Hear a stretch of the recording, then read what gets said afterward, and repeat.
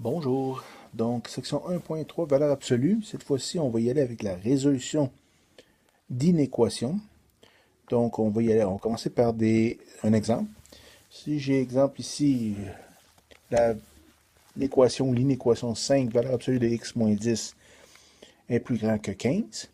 Moi, ce que je recommande fortement, c'est d'y aller avec tout simplement un esquisse. On regarde un esquisse, voir qu'est-ce que ça va donner dans son ensemble. Donc ici, si je regarde ça, j'ai un sommet à 10, 0, donc qui est ici. Ça, c'est 10. Elle est ouverte vers le haut. Donc voilà.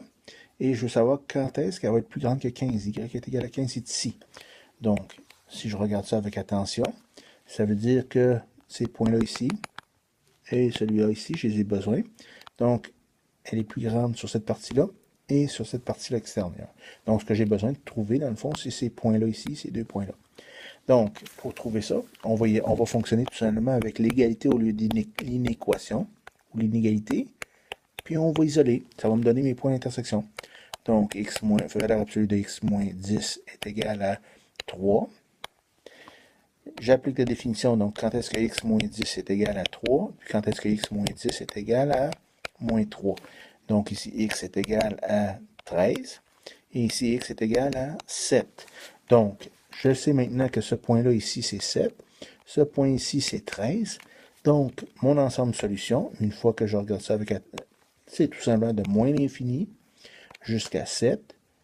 J'ai pas l'égalité, donc c'est exclu. Union 13, exclu jusqu'à l'infini.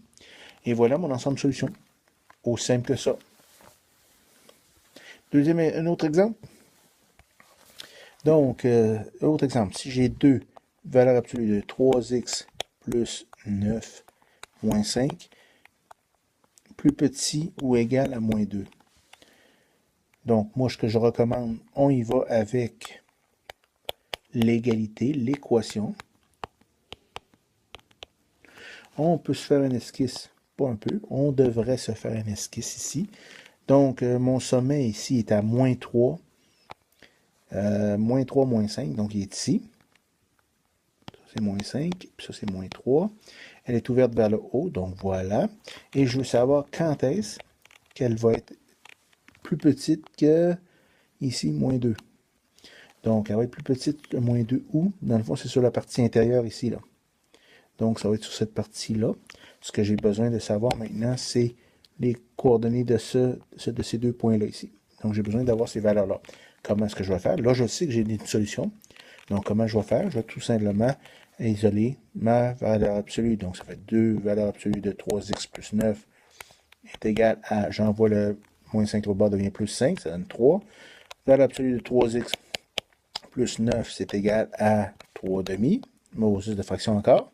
Donc, ici, je pose l'égalité avec mes conditions. Donc, est égal à 3 demi. Puis l'autre bord ici est égal à moins 3 demi. Donc, là, je vais abréger un peu. Si on calcule toute cette partie-là ici, je vais arriver avec x est égal à moins 5 demi. Là, je saute un peu l'algèbre, mais il manque de place. Puis ici, je vais arriver à x est égal à moins 7 demi. Donc, ça veut dire qu'ici, cette section-là ici, c'est moins 7 demi. Puis celui-ci, c'est moins 5 demi.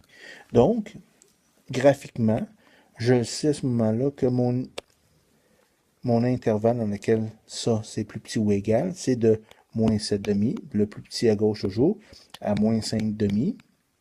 Et ils sont inclus ou exclus, étant donné que j'ai l'égalité ici, sont inclus les deux.